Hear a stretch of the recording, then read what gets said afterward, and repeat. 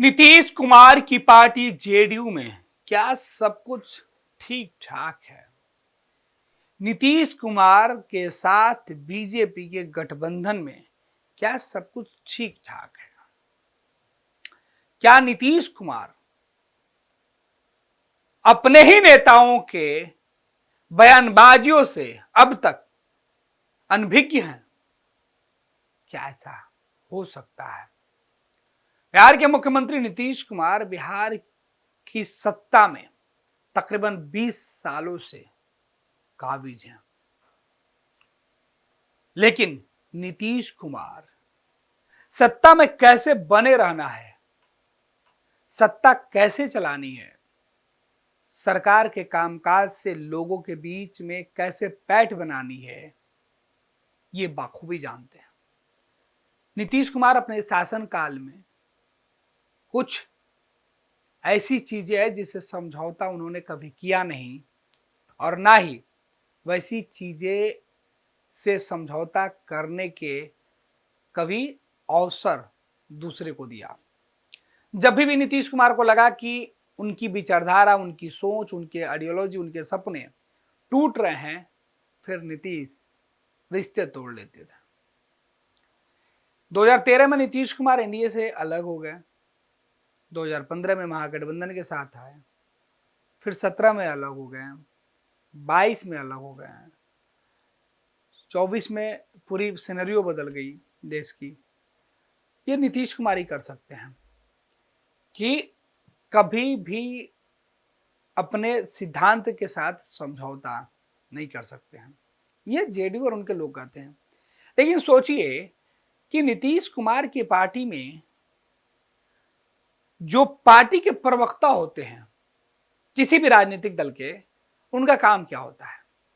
दरअसल किसी भी राजनीतिक दल के प्रवक्ता, जो मुख्य प्रवक्ता होते हैं, वो पार्टी के एक ऐसे पेज होते हैं या फिर यह कह सकते हैं कि ऐसा चेहरा होता है जिस पर लिखी गई बातें, जिससे कही गई बातें पूरी पार्टी का फैसला माना जाता है। लेकिन हाल के दिनों में बिहार के अंदर जो कुछ हो रहा, उस पर अगर आप पिछले एक सप्ताह के अंदर, 15 दिन के अंदर नजर डालें तो सोशल मीडिया पर तो ढेर सारी बातें हो रही है। अब चर्चा तो हो रही है तो बात करनी पड़ेगी कि क्या जेडीयू के अंदर अपने ही सरकार के दो मंत्रियों के खिलाफ जेडीयू के प्रवक्ता कैसे हिसाब मांग रहे हैं। हालांकि यह परंपरा पहले से शुरू हुई थी। जब तेजस्वी यादव बिहार में डिप्टी सीएम थे तब भी जेडीयू के नेता इसी तरीके से कहते थे, अगर आपके ऊपर आरोप लगा है तो आप सफाई दीजिए। नीरज कुमार जैसे ही नेता कहते थे। 15 में सरकार बनी, 17 जाते जाते इसी तरीके की सफाई मांगी जाने लगी। फिर 22 में सरकार बनी, फिर 1.5 साल के बाद जवाब मांगा जाने लगा। नीरज कुमार सड़कों पर उतर गए। राष्ट्रीय जनता दल के कोटे से सरकार में जो मंत्री थे उनके बयानों के खिलाफ, उनको लेकर, कभी सुधाकर सिंह जो मंत्री थे उनके बयानों को लेकर, कभी प्रोफेसर चंद्रशेखर जो थे उनके बयानों को लेकर, रामचरितमानस के ऊपर जो विवाद हुआ था उसके खिलाफ नीरज कुमार ने, और ये तमाम चीजें होते रहा और नीतीश कुमार मौन रहे, कभी उन्होंने रोका नहीं नीरज कुमार को। तो बिहार के सियासत को समझने वाले लोगों का मानना था कि ये सीधे तौर पे मुख्यमंत्री के मौन स्वीकृति है। हालांकि मुख्य प्रवक्ता, जो पार्टी के जो प्रवक्ता होते हैं, उनका काम होता है कि विरोधी अगर किसी तरीके का आरोप लगाए तो वो पार्टी के नेताओं का बचाव करे, खुलकर बचाव करे। लेकिन हाल के सिनेरियो में वो होते हुए दिखाई नहीं पड़ता। एक नई पार्टी बिहार में है, राजनीतिक रणनीतिकार पीके की। इसमें पीके ने अब मतलब नीरज कुमार की जो पार्टी है जेडीयू और जो एनडीए सरकार बिहार में चल रही है बीजेपी जेडीयू की, उनके 2 मंत्रियों के ऊपर कई गंभीर आरोप लगाए। एक बिहार के उप मुख्यमंत्री जो बीजेपी के हैं उनके ऊपर लगाया, दूसरे बिहार सरकार के मंत्री अशोक चौधरी है उनके ऊपर आरोप लगाया। अशोक चौधरी ने भी जवाब दिया और सम्राट चौधरी ने भी जवाब दिया। लेकिन इन सबसे इतर पीके के आरोपों पर अशोक चौधरी सम्राट चौधरी के जवाब देने के बाद या उसी बीच में जेडीयू के मुख्य प्रवक्ता ने कहा कि अगर किसी के ऊपर आरोप लगे हैं तो वो अपनी बातें आकर रखे, उन्हें बोलना होगा, बताना होगा, क्योंकि नीतीश कुमार की ये पूंजी है कि अगर कोई दाग लगा है तो उस दाग को आपको साफ करना होगा। खूब विवाद हुआ कि भाई जेडीयू में ही नीतीश कुमार बीजेपी के साथ गठबंधन है और ऐसे सवाल उठा रहे हैं, वो भी नीतीश कुमार के एक खास नेता जो सरकार में मंत्री हैं उनके खिलाफ। पर नीरज कुमार अपने बयानों पर अड़े रहे। इधर पीके नए नए खुलासे करते रहे और दूसरी तरफ नेता अपनी अपनी सफाई देते रहे, लेकिन विरोधी होने के नाते पीके के बयानों को अगर नजरअंदाज कर दें तो एक चीज तो देखना होगा कि नीरज जी जो जेडीयू के एमएलसी हैं, बिहार सरकार के पूर्व मंत्री हैं, पार्टी के मुख्य प्रवक्ता हैं, वो उसी राग पर क्यों अभी भी बैठे हुए हैं? वही बात बता रहे हैं कि जवाब देना पड़ेगा, अगर आरोप लगे हैं तो आपको सफाई देनी पड़ेगी। चिराग पासवान ने भी कहा कि जिनके ऊपर आरोप लगे उनको बताना होगा। इधर उपेंद्र कुशवाहा जो कभी जेडीयू में थे, छोड़ दिए, फिर जेडीयू में आए, अभी उन्होंने अपनी पार्टी बनाई फिलहाल एनडीए के साथ, उन्होंने भी कहा कि अगर आरोप लगे हैं तो जवाब देना होगा। नीरज कुमार जो कह रहे हैं वो ठीक कह रहे हैं, नीतीश कुमार तक ये बात पहुंचनी होगी। अब ऐसे हालात तब बनते हैं, राजनीतिक जानकार मानते हैं कि ऐसे हालात तब बनते हैं कि अगर पार्टी फोरम में, पार्टी के अंदर रहकर अगर कोई व्यक्ति पार्टी नेताओं के खिलाफ या फिर पार्टी लाइन से खिलाफ अगर विरोधियों के सुर में सुर मिलाता है तो दो मकसद हो सकते हैं। पहला मकसद है कि वो पार्टी में हाशिए पर चला गया हो और उसका आप कोई तवज्जो नहीं दिया जा रहा है। दूसरा कि किसी बड़े ताकत के दम पर वो ऐसी बातें कर रहा है। तो पहला मुमकिन नहीं दिखाई पड़ रहा है क्योंकि नीरज कुमार पार्टी के मुख्य प्रवक्ता है और ऐसी स्थिति अभी जेडीयू में उनके लिए नहीं हुई है जहां वो उनका दिल और मन भर गया हो नीतीश कुमार से। तो पहले पर कतई भरोसा नहीं हो सकता है, दूसरे पर चर्चा हो सकती है क्योंकि नीरज कुमार ने जिस तरीके की बातें कही है उसे अब विरोधी भी उठाने लगे हैं। इधर नीतीश कुमार की छवि की बात हो रही है कि नीतीश कुमार के ऊपर अगर कोई दाग या कोई छींटा पड़ेगा तो हम लोग बर्दाश्त नहीं करेंगे। तो नीरज कुमार के पीछे कौन सी ताकत है? मुख्यमंत्री तक बातें क्यों नहीं पहुंचे? मुख्यमंत्री नीतीश कुमार ने क्यों नहीं रोका? तरह के सवाल।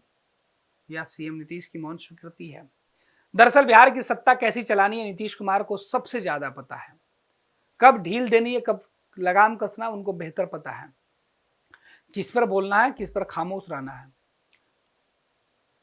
चेहरा बदलते रहता है, कभी आरसीपी, कभी ललन सिंह, कभी नीरज कुमार, कभी संजय सिंह, कई ऐसे लोग हुए जो जरूरत के हिसाब से नीतीश कुमार अपने तर्कस से उसे बानों को निकालते रहें और उसे निशाना लगाते रहें। खुद नीतीश कुमार कभी सामने नहीं आते हैं, ना खुद बोलते हैं, लेकिन इशारों में सब कुछ हो जाता है और फिर नीतीश कुमार फैसले ले लेते हैं। अब सवाल ये है कि जेडीयू में तो समझ में आता है कि नीतीश कुमार ऐसे लोगों की बातें क्यों कर रहे हैं, दो चौधरी पर एक साथ बिहार की सियासत में संकट क्यों मटाने लगा। इसके पीछे की एक ही रीजन समझ में आती है, दोनों चौधरी का कद बड़ा होना।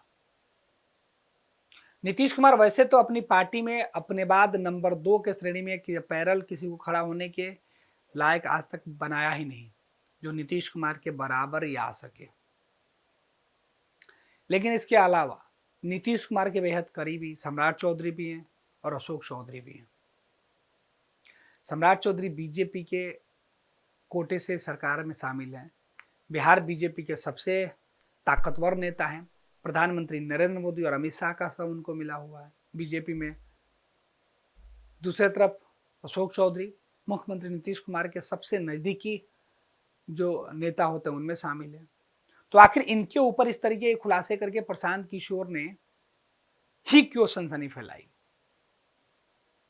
तो पीके की सनसनी की बात करें तो लोग कहते हैं कि पीके भी किसी और ताकत के वजह से इस तरीके की बातें कर रहे हैं। अब पीके से फायदा किसको होगा। सोशल मीडिया पर तो ढेर सारे कमेंट्स हैं। कई जो लोग हैं वो कहते हैं कि प्रशांत किशोर बीजेपी के साथ, कुछ लोगों का मानना था कि ये पूरा खेल एनडीए के अंदर ही ताकत इकट्ठा करने की है, पीके खाली जगह को खुद भरना चाहते हैं, बहुत सारी बातें हैं। उन कंट्रोवर्सी में हमको नहीं पड़ना और ना ही हम आपको बताएंगे, लेकिन सवाल यही है कि जिस व्यक्ति का काम अपनी पार्टी, अपने लोगों के बचाव में खड़ा होने का होता है, वो खुद विरोधियों की तरह सवाल क्यों पूछते हैं। जवाब 3 लोगों को देना है। एक, मुख्यमंत्री नीतीश कुमार, दूसरा पार्टी के प्रवक्ता नीरज कुमार और तीसरा प्रशांत किशोर को। पैनोरमा ग्रुप, जो सोचता है वो करता है। आपके अपने सपनों का आशियाना। ये लो मुंह मीठा करो, आज मैंने अपना जॉब छोड़ दिया, अब हम पूर्णिया वापस जाएंगे।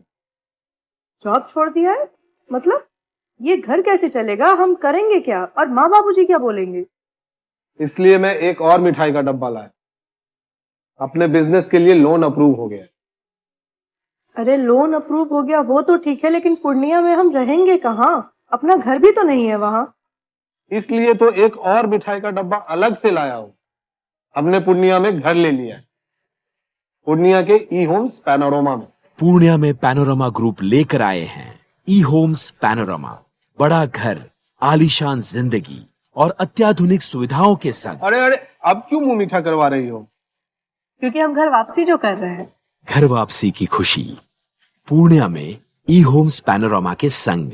ई होम्स पैनोरमा, लग्जूरियस,